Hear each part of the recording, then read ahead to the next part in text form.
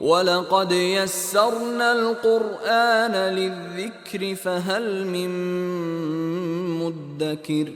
السلام علیکم ورحمۃ اللہ وبرکاتہ۔ ناظرین ساری حاضر خدمت ہیں، آپ کے لیے ایک نئی ایپیسوڈ لے کر آئے ہیں سورہ البقرہ کی 260 آیت سے لے کر 263 تک۔ وَإِذْ قَالَ إِبْرَاهِيمُ رَبِّ أَرِنِي كَيْفَ تُحْيِي الْمَوْتَى قَالَ أَوَلَمْ تُؤْمِنْ قَالَ بَلَى وَلَكِنْ لِيَطْمَئِنَّ قَلْبِي قَالَ فَخُذْ أَرْبَعَةً مِّنَ الطَّيْرِ فَصُرْهُنَّ إِلَيْكَ ثُمَّ اجْعَلْ عَلَى كُلِّ جَبَلٍ مِّنْهُنَّ جُزْءًا ثُمَّ ادْعُهُنَّ يَأْتِينَكَ سَعْيًا وَاعْلَمْ أَنَّ اللَّهَ عَزِيزٌ حَكِيمٌ۔ مثل الذين ينفقون أموالهم في سبيل الله كمثل حبة أنبتت 7 سنابل في كل سنبلة 100 حبة والله يضاعف لمن يشاء والله واسع عليم۔ الذين ينفقون أموالهم في سبيل الله ثم لا يتبعون ما أنفقوا منا ولا أذى لهم أجرهم عند ربهم ولا خوف عليهم ولا هم يحزنون۔ قول معروف ومغفرة خير من صدقة يتبعها أذى والله غني حليم۔ تو آئیے ابتدا کرتے ہیں۔ اعوذ باللہ من الشیطان الرجیم، بسم اللہ الرحمن الرحیم۔ ربی زدنی علما ربی زدنی علما ربی زدنی علما۔ اور اس جب قالا کہا، کس نے کہا؟ ابراہیم نے کیا کہا؟ ربی ارینی، ربی اے میرے رب، ارینی دکھا مجھ کو، کیفا کیسے، تحیی الموتا، تحیی تو زندہ کرتا ہے، ہاں یا اس کا روٹ ورڈ ہے، تحیی تو زندہ کرتا ہے، الموتا مردے کو۔ قالا کہا، کس نے کہا؟ یہ اللہ تعالیٰ نے کہا، اللہ تعالیٰ نے جواب دیا۔ اولم، کیا وا اور لم نہیں، تؤمن تو ایمان لاتا، تو یقین رکھتا۔ قالا کہا، یہ کس نے کہا؟ حضرت ابراہیم علیہ السلام نے جواب دیا، بلا ہاں کیوں نہیں، ولیکن اور لیکن، لیطمئن تاکہ اطمینان ہو جائے، قلبی میرے دل کو۔ قالا کہا، کس نے کہا؟ اللہ تعالیٰ نے فرمایا، فخذ پس لے لو، امر ہے اس کے اندر، لے لو، اربعہ 4 من الطیر پرندوں میں سے، فسرہن پھر کیا کرو؟ فسرہن پس ان کو اپنے سے مانوس کر لو، ہلا لو، ہلانا کہتے ہیں نا مانوس کرنا، ہلائی کا اپنی طرف، ثم پھر اجعل رکھ دو، علی کل ہر ایک پر، کس چیز پر؟ جبل پہاڑ پر، منہن ان سے ان کے، جزءاً ٹکڑے، ثم پھر ادعوہن بلاؤ ان کو، یاتینکا وہ آئیں گے تیرے پاس، سایہ دوڑتے ہوئے، وعلم اور خوب جان لے، ان اللہ بے شک اللہ، عزیز حکیم، عزیز ہے، غالب ہے اور حکمت والا ہے۔ یہ دو اللہ تعالیٰ کی صفات ہیں۔ مثل الذین، مثال ان لوگوں کی، ینفقون، جو خرچ کرتے ہیں، نون فاقہ اس کا روٹ ورڈ ہوگا، اموالہم، مال اپنے، فی سبیل اللہ، اللہ کے راستے میں۔ ان کی مثال کیا ہے؟ جو لوگ خرچ کرتے ہیں اللہ کے راستے میں، ان کے لیے اللہ تعالیٰ مثال سے سمجھاتا ہے، کا مثلی، جیسے ایک مثال ہے، حبتن، ایک دانہ ہے، انبتت، انبتت اگایا اس کو، یا وہ اگا، انبتت وہ اگا، تو کیا نکلا اس میں سے؟ سبع سنابلا، سبع سات، سنابلا اس کی بالیں، فی کل سنبلتن، سنابل جو ہے نا وہ سنبلہ کی جمع ہے، تو فی کل سنبلتن، ہر سنبل میں، ہر بال میں کیا ہے؟ میت حبہ، میا 100، 100 حبہ دانے، واللہ اور اللہ، یضاعف بڑھاتا ہے، لمن اس کے لیے، یشاء جو وہ چاہتا ہے، واللہ اور اللہ، واسع وسعت والا، علیم جاننے والا ہے۔ یہاں بھی اللہ تعالیٰ کی دو صفات بیان ہوئی ہیں۔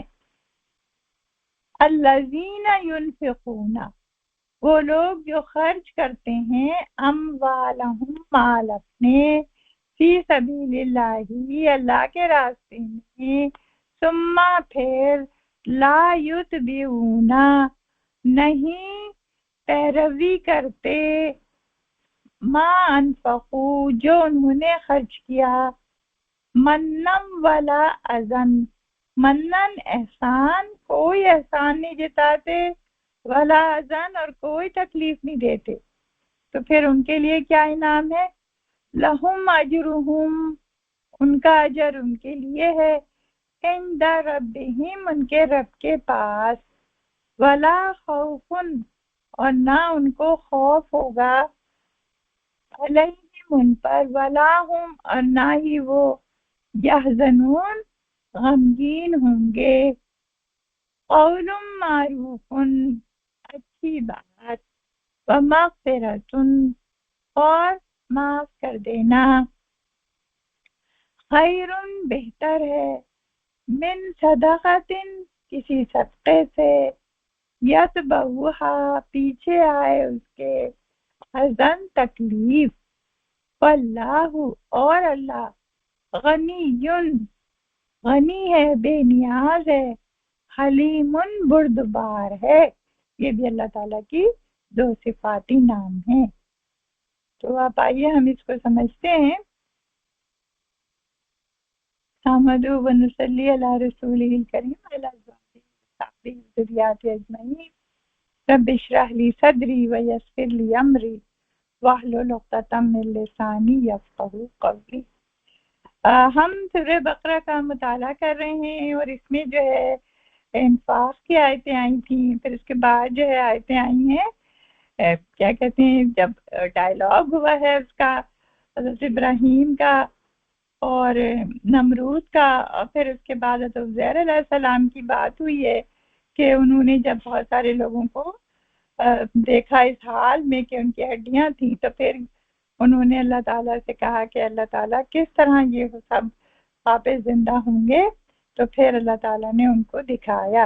اب ایک اور مثال سے اللہ تعالیٰ ہمیں بتا رہے ہیں کہ یہی بات ابراہیم نے بھی کی تھی، جو عزیر نے کی ہے وہی ابراہیم نے بھی کی تھی۔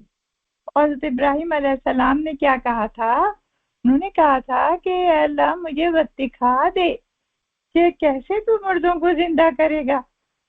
تو اب آپ یہ دیکھیں کہ دکھا دے نا، تو دکھانے کا مطلب کیا ہے کہ مشاہدہ کرا دے مجھے، تو کیا ہے کہ آنکھ سے دکھا دے نا۔ تو یقین کے درجے ہوتے ہیں، تو یقین کا پہلا درجہ ہوتا ہے علم، تو کہتے ہیں علم الیقین.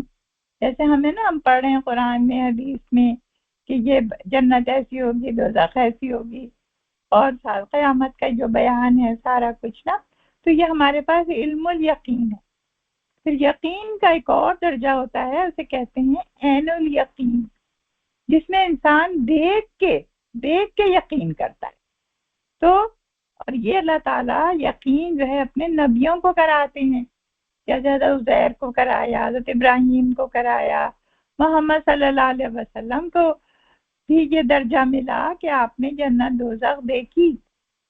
تو یقین کا جو یہ درجہ ہے دیکھنے والا, مشاہدے والا, اس میں کیا ہوتا ہے کہ یقین بہت بڑھ جاتا ہے, بہت بڑھ جاتا ہے. بالکل ایسے کہ جیسے ہم نے فرض کریں کسی جگہ سنا کہ بھئی ایکسیڈنٹ ہو گیا ہے نا, تو کسی نے ہمیں آ کے بتایا ایسا تھا, تو ہم نے یقین کر لیا.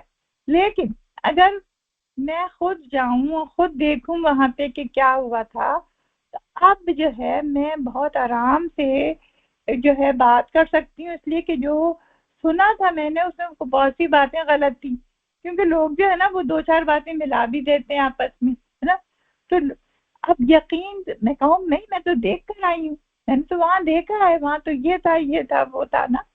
تو یقین کا یہ درجہ زیادہ ہوتا ہے جو علم سے بڑا ہوتا ہے. اچھا, اب دیکھیں میں بات میں کر رہی ہوں لوگوں کی باتوں کی, اللہ کی بات کی نہیں کر رہی. اللہ تعالیٰ کی جو بات ہے, جو اللہ کی بات حدیث اور قرآن کے ذریعے ہمیں ملی ہے, وہ تو بالکل سچی ہے, وہ علم بالکل سچا ہے.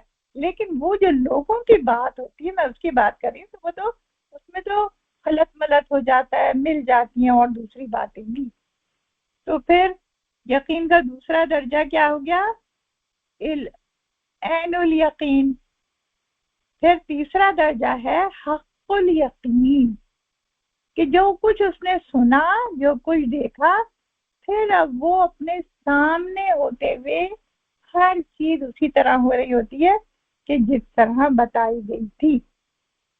تو یہاں ہم بات کر رہے ہیں حضرت ابراہیم علیہ السلام کی, کہ انہوں نے فرمائش کی اللہ تعالیٰ سے کہ اللہ تعالیٰ مجھے بتائیے ذرا, دکھا دیجئے کیسے مردے زندہ ہوں گے. تو پھر اللہ تعالیٰ کہتے ہیں کہ کیا تمہیں یقین نہیں ہے, ایمان نہیں ہے تمہارا؟ کہتے ہیں ہاں کیوں نہیں, لیکن بس دل کا اطمینان چاہتا ہوں. تو پھر اللہ سبحانہ تعالیٰ ان کو کہتے ہیں کہ اچھا پھر ایسا کرو کہ 4 پرندے لے لو اور پھر ان کو اپنے سے مانوس کر لو. دیکھیں نا 4 پرندے کون سے تھے, وہ تفسیر میں آتا ہے ابن کثیر میں کہ وہ 4 پرندے جو تھے وہ کیا کہتے ہیں, مور تھا, مرغا تھا, کبوتر تھا اور کوا تھا. مختلف لوگوں نے مختلف لکھے, ہمیں اس سے کوئی اتنی بحث نہیں ہونی چاہیے کہ وہ پرندے کون سے تھے. بہرحال وہ پرندے تھے. تو پھر ان کو انسان مانوس کر لیتا ہے اپنے سے, ان کے نام رکھ دیتا ہے, ان کو بلاتا ہے تو وہ آتے ہیں. اور یہ طریقہ ہے, لوگ جو لوگ پیٹ رکھتے ہیں ان کو پتہ ہے کہ کس طرح سے جو ہے وہ اپنے پرندوں کو یا جو بھی پیٹ ہوتا ہے وہ کیسے مانوس ہو جاتا ہے نا. بلی کتے وغیرہ بھی کتنے مانوس ہو جاتے ہیں انسانوں سے. تو کہا کہ تم 4 پرندے لو, ان کو مانوس کر لو, پھر کیا کرو, پھر ان کو ذبح کرو, پھر ان کے ٹکڑے کرو, پھر ان کو جو ہے مختلف پہاڑوں پہ رکھ دو. اب دیکھیں نا حضرت ابراہیم تو پہاڑی علاقے میں رہتے تھے نا, تو وہ اگر وہ مکے میں تھے اس وقت تو بھی پہاڑی علاقہ ہے, تو وہ فلسطین میں تھے تو وہ بھی پہاڑی علاقہ ہے. تو جس جگہ بھی وہ تھے تو کہا کہ تم جو ہے نا وہ ان کو, اب دیکھیں ذبح کرنے کا لفظ نہیں آیا اس میں, لیکن ہم نے کس طرح پہچانا, اس لیے کہ اس میں یہ لکھا ہے کہ جزءاً ٹکڑے, ظاہر ذبح کریں گے جبھی تو ٹکڑے ہوں گے نا. تو بس ٹکڑے کر دیے, ٹکڑے کر دیے, ان کو ذبح کر کے ٹکڑے کر دیا. پھر ان کو مختلف پہاڑوں پہ پھیلا دیا.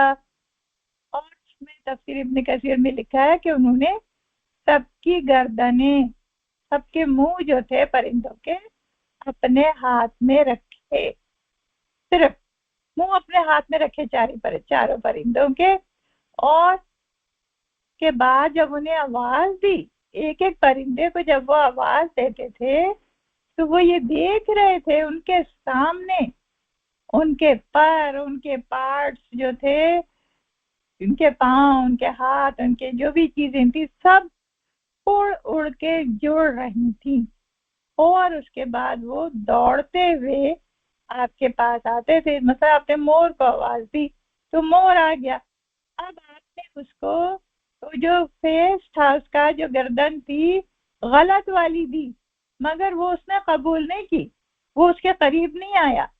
लेकिन जब सही वाली दी तो फिर वो आके उससे जुड़ गया। तो इसी तरह चारों परिंदों के साथ हुआ, दौड़ते हुए आए और वो जो है वो जिंदा हो गए। तो जब ये नजारा उन्होंने देखा तो सुभान अल्लाह, और वो जो है उनके दिल में ईमान पुख्ता तरीन हो गया। तो अल्लाह ताला ये कह रहे हैं कि देखो, फालम, अब खूब जान लो, अन्नल्लाह, बेशक अल्लाह, अजीजुन हकीम, गालिब और हिकमत वाला है। तो क्या है, यानी हर काम अल्लाह के हुक्म से होता है, और अल्लाह अल्लाह के हुक्म जो है वो दानाई पे मबनी है। दानाई है उनके सारे कामों में, अगरचे हमें दानाई नजर नहीं आती। हमें तो जब परेशानियां आती हैं तो हमें लगता है कि तो बड़ी ज्यादती हो रही है हमारे साथ, लेकिन उसमें भी हमारे लिए खैर होती है। तो अल्लाह ताला तो हिकमत वाले हैं, अल्लाह ताला तो गालिब है, जो चाहते हैं वो होता है, कोई अल्लाह ताला को आजिज नहीं कर सकता। तो हमारे लिए भी इसके अंदर ये है, क्या है हमारे अंदर, हमारे लिए इसमें है कि यकीन रखें।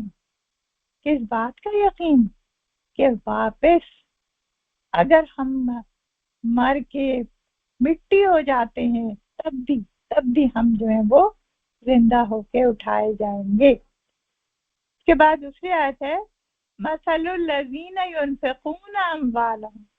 अब उन लोगों की मिसाल बयान की जा रही है कि जो अल्लाह की राह में खर्च करते हैं, कि उनकी बड़ी प्यारी अल्लाह ताला मिसाल देते हैं। मिसाल से ना बातें बहुत अच्छी समझ में आती है ना। तो जैसे अल्लाह ताला अगर ये भी कह सकते थे कि भाई एक एक रुपया खर्च करोगे तो 700 रुपये का सवाब मिलेगा, है ना, 700 गुना मिलेगा। लेकिन अल्लाह ताला ने मिसाल दी है, हर इंसान को ने देखता है किस तरह से जो है ना गंदम उगता है, किस तरह से जो है ना और चीजें उगती हैं। कि एक हब्बा, तुमने एक बीज बोया, कमसली हब्बातिन, उसकी मिसाल ऐसी है कि तुमने एक बीज बोया और फिर उसमें से 7 बालें निकली। जब 7 बालें निकली तो क्या हुआ, और हर बाल में उसके अंदर क्या थे, मियतु हब्बा, 100 दाने थे। तो क्या अल्लाह ताला कहते हैं, अल्लाह ताला उसको बढ़ा देता है जिसके लिए चाहता। वल्लाहु वासिउन अलीम, और अल्लाह ताला जो है वो बड़ी वसअत वाले और इल्म वाले। तो सुभान अल्लाह, इसमें अल्लाह ताला खुशखबरी दे रहे हैं ईमान वालों को कि जो भी अल्लाह की राह में खर्च करते हैं उनके लिए अजर जो है, देखें कम से कम अजर तो 10 गुना है, ये तो तय है। क्योंकि अल्लाह ताला ने बहुत जगह कहा है कि 10 गुना तो अजर मिलता ही मिलता है, कुरान में भी हदीस में भी। लेकिन अल्लाह ताला ने ये भी कहा है कि जितना इंसान का इखलास होगा, खालिस अल्लाह के लिए कर रहा होगा, उसको तो 700 गुना तक अजर मिल जाएगा, 700 टाइम। और बहुत सारी हदीसें हमें मिलती हैं कि जिसमें ये बताया गया है कि हर इंसान जो भी खर्च करता है वो उसका अजर जो है वो बहुत ज्यादा अल्लाह ताला बढ़ा चढ़ा के देता है। पर शर्त जो है वो इखलास है। जितना इखलास होगा उतना उतना अजर बढ़ता जाएगा। हदीस में आता है कि नबी सल्लल्लाहु अलैहि वसल्लम के पास एक शख्स आया, उसने एक बड़ी बेहतरीन ऊँटनी दी और कहा कि आप इसको इस्तेमाल फरमाइए, ये अल्लाह के लिए है, फी सबीलिल्लाह है। तो नबी सल्लल्लाहु अलैहि वसल्लम ने फरमाया कि इसको 700 ऊँटनियों का सवाब मिलेगा। दी तो उसने एक है, सुभान अल्लाह।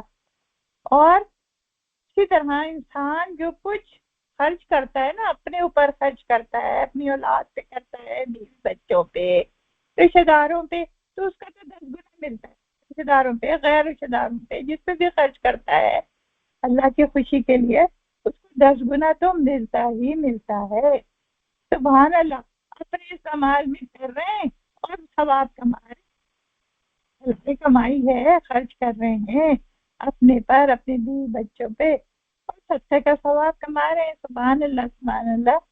تو کیا کہا اللہ تعالیٰ نے کہ انسان چاہے عبادتیں کرتا ہے اس کا بھی ثواب ہوتا ہے، نماز پڑھتا ہے اس کا بھی ثواب ہوتا ہے، روزہ رکھتا ہے۔ روزے کے بارے میں تو بہت ہی حدیثیں آئی ہیں کہ روزے کا ثواب اللہ تعالیٰ کہتے ہیں الصوم لی وانا اجزی بہ، کہ انسان روزہ میرے لیے رکھتا ہے تو میں اس کی جزا دوں گا جتنی چاہے۔ سبحان اللہ سبحان اللہ۔ پھر فرمایا کہ اللہ تعالیٰ بڑی وسعت والا ہے، یعنی تم نیکیاں کرتے ہوئے گھبرا جاؤ گے، اللہ تعالیٰ اجر دیتے ہوئے نہیں گھبراتا، اس کے پاس بہت ہے دینے کے لیے، بہت زیادہ ہے، اور علم بھی اس کا بہت زیادہ ہے، کسی کو پتہ چلے نہ چلے اللہ کو پتہ چل جاتا ہے۔ اس کے بعد اللہ تعالیٰ کہتے ہیں کہ انسان اتنے ثواب کما رہا ہے تو اس کو ثواب کو ضائع نہ کرے اپنے، دیکھیں خرچ بھی کر دیا، ثواب بھی کما لیا، پھر ضائع بھی کر دیا، ہے نا؟ تو حفاظت بھی کرنی چاہیے اجر کی۔ اس طرح کہا کہ جو لوگ الذین ینفقون اموالہم فی سبیل اللہ، جو خرچ کرتے ہیں اپنے مال اللہ کے راہ میں، پھر اس کے ساتھ جو ہے اس خرچ کے ساتھ کسی پہ احسان نہیں جتاتے اور تکلیف نہیں دیتے تو ان کے لیے بہت اجر ہے۔ لیکن اگر انہوں نے احسان بھی جتایا، اب دیکھیں نا ہم نے کسی کی مدد کی اور 10 لوگوں میں گاتے پھر رہے کہ بھئی فلاں کی ہم نے مدد کی، فلاں کی ہم نے مدد کی، تو یہ ہے احسان جتانا۔ اب ہم نے اس کی خودداری کو بھی ٹھیس پہنچائی، اس کو اتنا ذلیل بھی کر دیا ہر جگہ کہ یہ شخص ہے مدد کے لائق، ہے نا، اور اپنا ثواب بھی کھو دیا، ہے نا، تو کتنی تکلیف پہنچی اس شخص کو نا۔ ہم لوگ ایسا کرتے ہیں نا کہ تصویریں کھینچ کے ہر جگہ جو ہے نا وہ بھیجتے ہیں کہ بھئی تاکہ سب کو پتہ چل جائے نا، آج کل تو ویسے بھی میڈیا کا زمانہ ہے، بغیر تصویر کے تو کوئی اتھینٹسٹی ہوتی نہیں ہے کہ بھئی چلو بھئی تصویر بنواؤ پھر سب کو بتاؤ۔ تو یہ چیزیں منع ہیں، یہ چیزیں منع ہے کہ انسان بہت زیادہ کسی کو تکلیف دے، ذرا سا خرچ کرے تکلیف دے۔ تو کیا کہا کہ جو لوگ ایسا نہیں کرتے ان کے لیے اجر کیا ہے؟ لہم اجرہم عند ربہم ولا خوف علیہم ولا ہم یحزنون، کہ ایسے لوگ جو ہیں ان کو کوئی خوف نہیں ہوگا، کوئی غم نہیں ہوگا۔ اب خوف کس کا؟ آنے والی چیز کا خوف ہوتا ہے اور جانے والی چیز کا غم ہوتا ہے۔ تو آنے والی چیز کیا ہے؟ آنے والی چیز قیامت ہے، قیامت کی سختیاں ہیں، تو اس کے لیے وہ کوئی خوف زدہ نہیں ہوں گے، اللہ ان کے دلوں سے اطمینان بھر دے گا ان کے دلوں میں۔ اور غم کس چیز کا؟ دنیا چھوڑنے کا غم۔ دیکھیں نا موت سے تو ہم اسی لیے ڈرتے ہیں نا کہ بھائی ہمیں یہ اتنے عیش و آرام والے گھر چھوٹ جائیں گے، ہماری گاڑیاں، ہمارے گھر، ہماری چیزیں، ہمارا مال، ہمارا کیا کہتے ہیں اولاد، ہماری ساری چیزیں چھوٹ جائیں گی۔ لیکن ایمان والوں کو اس کا غم ہی نہیں ہوتا، کیونکہ اللہ کی ملاقات کا شوق اتنا زیادہ ہوتا ہے اور اتنا اس کو یقین ہے اللہ کے انعامات پہ کہ وہ ان چیزوں کی پرواہ نہیں کرتا، کیونکہ وہاں اس کو اس سے بہتر چیزیں ملیں گی۔ سبحان اللہ، یہ 2 انعامات ہیں، نہ خوف نہ غم آخرت کا، اللہ تعالیٰ ان کو عطا فرماتا ہے۔ پھر فرماتے ہیں کہ قول معروف و مغفرۃ خیر، کہ انسان جو ہے نا خرچ نہیں کر سکتا، ہے نا، ہے بھی پیسہ اس کے پاس، اب کیا کرے؟ تو اچھی بات کہہ دے، ہے نا۔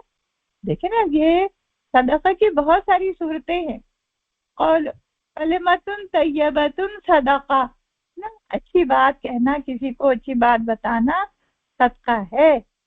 کوئی جو ہے خوش دلی سے ملنا صدقہ ہے، کسی کے عیادت کرنا صدقہ ہے، کسی کے کام میں آسانی پیدا کرنا صدقہ ہے۔